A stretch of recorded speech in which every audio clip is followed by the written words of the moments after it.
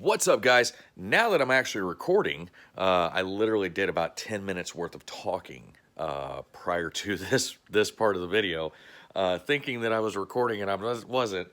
So anyway, what's up, guys? We are at the brink of our world record, and I can't wait to do the live cook with you guys. I will be announcing the menu on probably Halloween morning. And then the next day we'll actually do the cook. So, and I'm actually going to have everything marinated prior because I'm not going to let you make you guys sit there and watch whatever I'm cooking marinate for however many hours. So with that being said, guys, make sure you head over to Tastefully Simple and get you some of this CC cilantro. Okay, Angela Luna is our consultant, super friendly lady. I'll have the details in the description on how to get a hold of her. So you're going to need CC cilantro. You're going to need fresh cilantro. You're going to need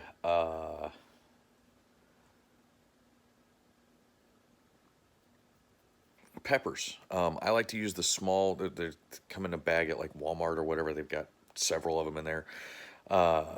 Grab a bag of those. A small to medium white onion, depending on how oniony you like it. And then I would say anywhere from 2 to 4 pounds, depending on how many are in your family. This is going to be pork grilled burritos. So I've got a half loin here. That's 4 pounds, just shy of 4 pounds. And I've got 4 people here at the house, so it's going to take a while to cook and whatnot. So I'm getting ready to preheat my oven, but don't overheat, okay? You only go about 200 degrees for the first, I would say, 2 to 3 hours. So let's see if you can see this. I can't. Well, there we go.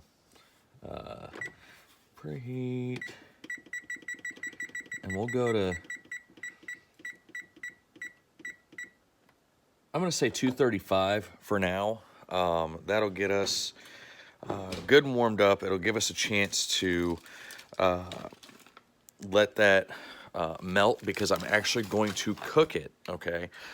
It's going into the oven frozen, solid frozen. So what I'll do is I'll cover it with foil, and I'll show you that here in a second. What I'm going to do is I'm going to take it out of the package. It's going to go straight into my baking dish, okay? And then I'll cover it with my dry ingredients, and then that will go into the oven for approximately 2.5 to 3 hours, okay? At 3 hours, I'll pull it out, I'll check it. If it's ready to shred, I'll shred it. If it's not, I'm gonna let it sit for a little longer, try and get that tenderness going. So that slow cook, you can't beat it, guys.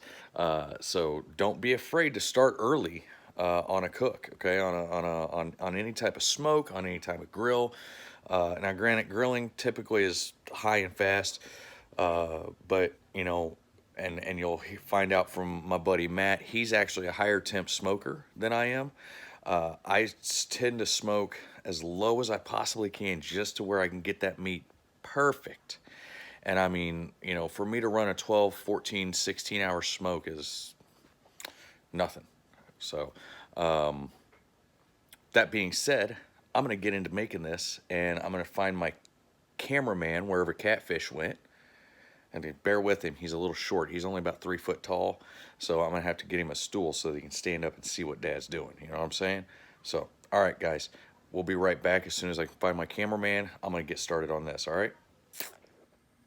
Holy crap, that's bright.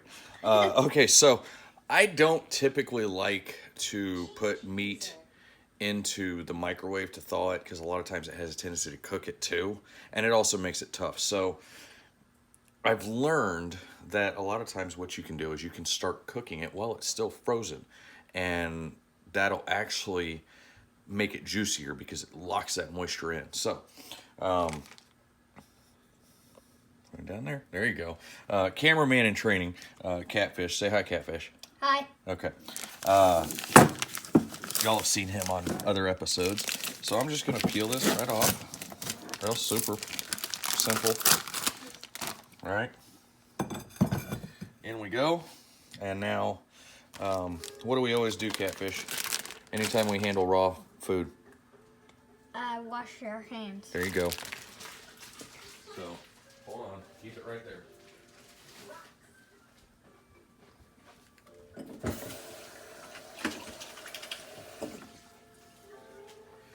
All right, so as I said before, CC Cilantro by Tastefully Simple. And just kind of, now this does have a little bit of a backbite to it. Not a lot, but just enough to make it good. So, put that on there. On all sides.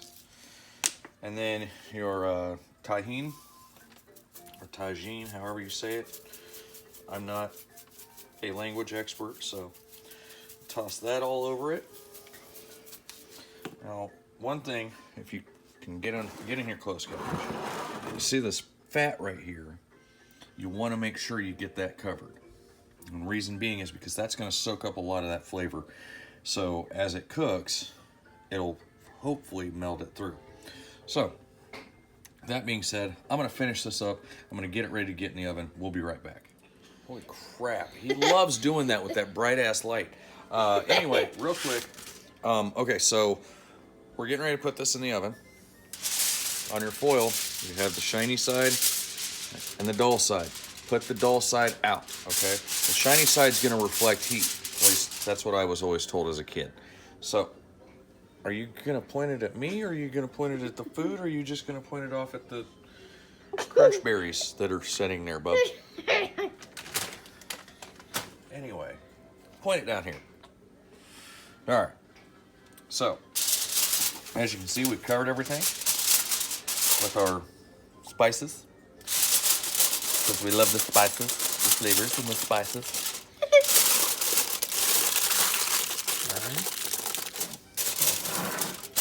And just, it doesn't have to be super tight around, just a little bit.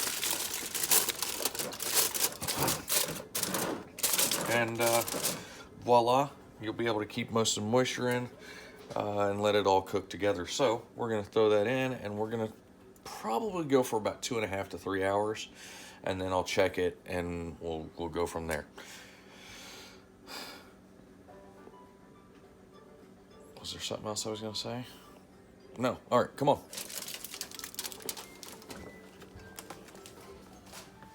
All right, 235 degrees. I'm just gonna toss this on the top shelf. Ow. Burn yourself? No. Startled myself. All right, so there we go. About, I'm gonna say probably 2 to 3 hours. I'll check it once or twice in between, and yeah, we'll be back to the races. All right, guys, so we are, I actually at 2 hours, I actually turned it up to 350 and put it in for another hour and a half. We're up to 160, which is almost, and it's still climbing real slow, which is almost at perfect cooked temperature. As you can see, 165 is recommended for pork.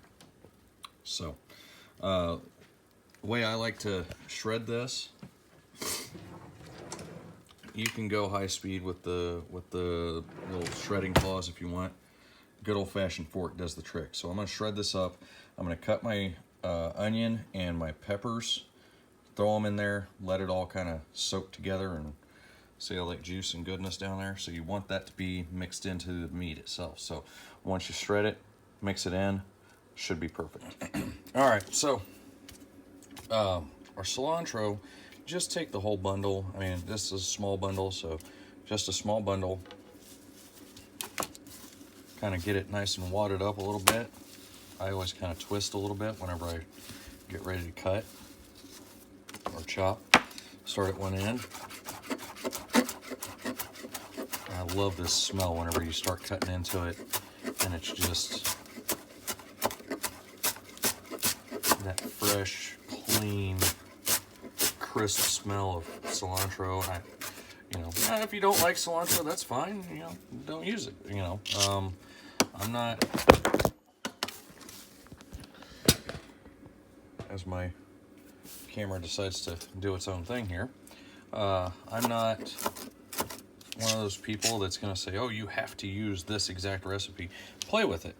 Now, one thing I always do is I make sure I keep my bag, because that gives me a nice little improvised trash bag to always have in here.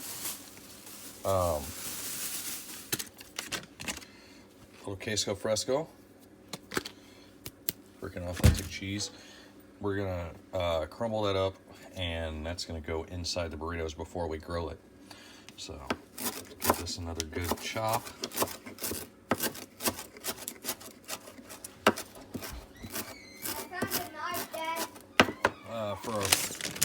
And Walmart has these. They're sweet to the point. They're real small. I like them because they're great for like fajita style or what we're doing here with the meat. So I mean, you can see how small they are. Real easy to chop, real easy to clean up. Don't forget, you got your trash bag. So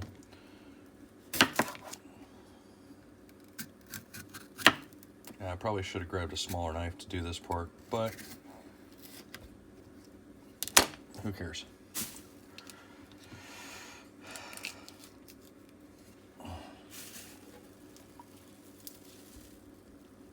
Pull the ribs out, and the seeds that are still attached. And then I'll run them over to the sink and run them under some cold water real fast. But yeah, so I'm just gonna sliver these. You can dice them. You can pretty much do whatever you want. This one's ready pretty much. So, I think the proper culinary term is julienne, but since I don't really concentrate on trying to get them all uniform, I just try and get them all cut.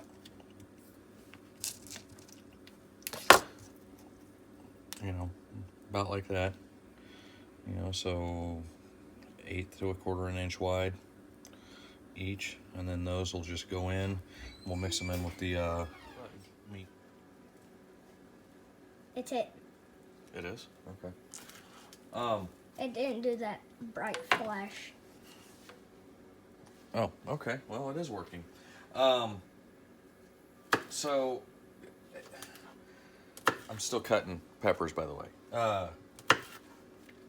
I know a lot of people are wondering, okay, because I know there's people out there that are fans of spicy food. I like spicy food. Me too. Yeah, Catfish does too. So if you want, okay, and I'm not doing this for obvious reasons,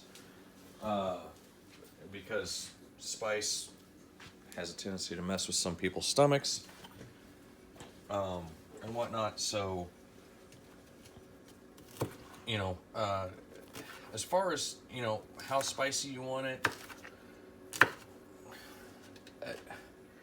have fun with it, if you want to put a poblano in or a jalapeno or a serrano or whatever, go for it,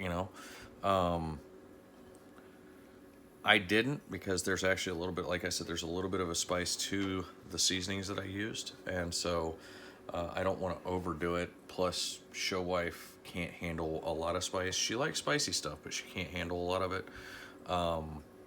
So it's kind of one of those things I cook for her rather than for me. Obviously, I like to be able to, whenever something is spicy, and Catfish can attest to this, we like spicy food. We eat Takis all the time. We eat, stuff like that. But she can't handle those. So that's why. Other than that, we're gonna get our butter wash ready, our tortillas ready, tortillas. Tortillas. Tortillas. use a tortilla to make a quesadilla. So we'll get those ready to go, and then once we've got our meat and veggie mixture done, well, what are you laughing at now? Do I look that goofy? I know I'm that goofy looking. But anyway, so he's distracting me, everybody. Throw a like in the comments if you like him laughing at me. But anyway, so or a like, hit the like button if you like catfish laughing at me. Hit subscribe because there's going to be more of him helping out, and we're actually going to do a cooking with goose, cooking with catfish. Stop.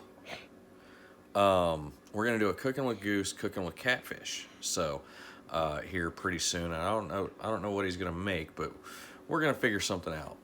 So yeah, we'll see you guys whenever we get ready to do the burritos on the griddle. Is it on? She thinks she has it. Okay. I gotta teach my cameraman a thing or two. Anyway, so what I did, pointed at the burrito. I put well, it's not a burrito now, it's going to be more of a quesadilla, but because I overloaded it. But I've got refried beans down, that I put some mixed cheese, Monterey Colby I think is what I put down. And then I put my meat and vegetables, and I put some queso fresco. I'm just going to fold it in half. Take my brush. Do a little brushy brush across there. While, for some reason... Hold on. I have to move my steps forward. Alright, so just brush it decent on one side. Take it, toss it right down on there. As you can see, I've got mine set nice and hot. Won't take long. Brush a little over the other side. Is it not friendly?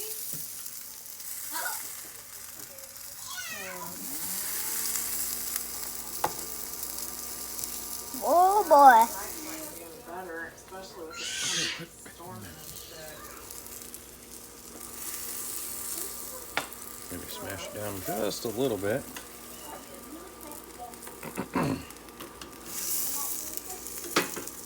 Flip it over. I'm going to wait a little bit longer. It Yeah. doesn't look like it's quite ready to go. And really what you're doing is you're just trying to brown the tortilla a little bit, and then, you know, melt that awesome cheese. Yeah. Cheesy cheese. Ready? Right? Note to self, There we go. do that again. Grill marks.